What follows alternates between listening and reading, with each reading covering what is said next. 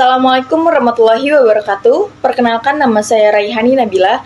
Saya mahasiswi dari Stikes Widya Dharma Husada Tangerang, Prodi S1 Keperawatan. Baik, di video kali ini saya akan menjelaskan tentang apa itu obesitas pada remaja. Nah, sebenarnya apa sih obesitas? Obesitas didefinisikan sebagai akumulasi lemak abnormal atau berlebihan yang beresiko pada kesehatan.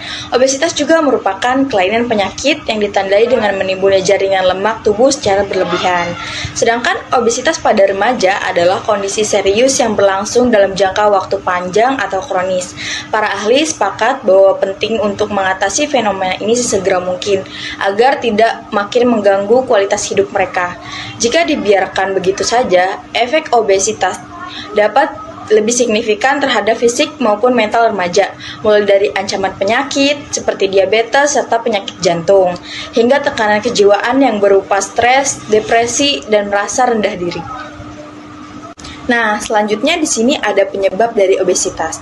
Obesitas sendiri disebabkan oleh ketidakseimbangan antara jumlah energi yang masuk dengan yang dibutuhkan oleh tubuh untuk berbagai fungsi biologis seperti pertumbuhan fisik, perkembangan aktivitas, pemeliharaan kesehatan. Jika keadaan ini terus berlangsung terus-menerus dan dalam jangka waktu yang panjang, maka dampaknya adalah terjadinya obesitas. Kemudian di sini ada faktor obesitas pada remaja. Yang pertama ada faktor genetik dan keturunan.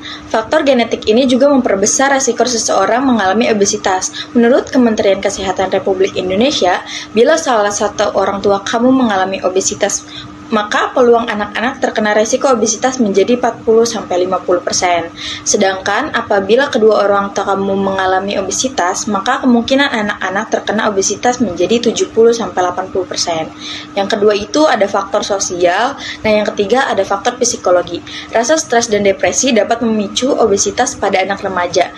Hal ini dikarenakan kondisi mental yang tertekan mampu mendorong anak untuk menjadi kebiasaan banyak makan. Sebagai pelarian, asupan kalori menjadi berlebihan. Nah, yang keempat itu ada gaya hidup yang tidak sehat. Faktor masuknya makanan ke tubuh memicu kamu mengalami obesitas. Salah satunya dengan mengonsumsi makanan yang mengandung banyak kalori seperti kentang goreng, makanan dan minuman berpemanis, minuman bersoda, coklat, dan daging merah terlalu banyak. Mengonsumsi makanan berkalori bisa berefek naiknya berat badan dan mengalami obesitas. Nah, yang kelima ada obat-obatan tertentu. Selanjutnya ada yang keenam, penyakit tertentu. Obesitas atau penambahan berat badan bisa disebabkan oleh riwayat kesehatan tertentu, misalnya penyakit Cushing dan sindrom ovarium polikistik. Kedua penyakit ini bisa menyebabkan seseorang mengalami kegemukan dan obesitas. Selanjutnya ada resiko obesitas. Kegemukan atau obesitas sebenarnya tidak identik dengan kelebihan berat badan, melainkan terkaitnya dengan komposisi tubuh di mana terjadinya kelebihan lemak. Kelebihan lemak inilah yang berkaitan dengan kejadian metabolic syndrome yang merupakan resiko gangguan kesehatan pada obesitas. Telah diketahui bahwa obesitas terkait dengan metabolic syndrome yang merupakan awal terjadinya penyakit degenerasi seperti hipertensi, diabetes mellitus, dislipidemia, stroke, kanker, dan penyakit lainnya yang mungkin akan terjadi yang disebabkan oleh obesitas. Nah, pengidap obesitas beresiko 3 kali lipat terkena batu empedu. Obesitas beresiko meningkatkan lemak dalam darah dan asam urat. Obesitas berisiko mengakibatkan terjadinya sumbatan nafas ketika sedang tidur. Obesitas dapat mengakibatkan menurunnya tingkat kesuburan reproduksi. Baik, di slide selanjutnya ada ciri-ciri dari obesitas. Nah, ciri-ciri obesitas ini yang pertama ada sulit tidur, kedua merasakan nyeri di bagian punggung dan sendi, ketiga mengalami depresi, keempat merasakan kelelahan dari ringan hingga ekstrim, yang kelima mengalami kesulitan untuk tidur, yang keenam kurang aktif, yang ketujuh napas tersengal-sengal, yang kedelapan berkeringat melebihi biasanya. Nah, selanjutnya di sini ada cara pencegahan obesitas. Yang pertama itu membatasi tidur yang berlebihan. Yang kedua, meningkatkan aktivitas fisik minimal 30 menit setiap hari. Dan yang ketiga, mengonsumsi sayur dan buah minimal 5 porsi setiap hari. Dan yang keempat, membatasi aktivitas seperti menonton televisi, bermain game, dan bermain komputer.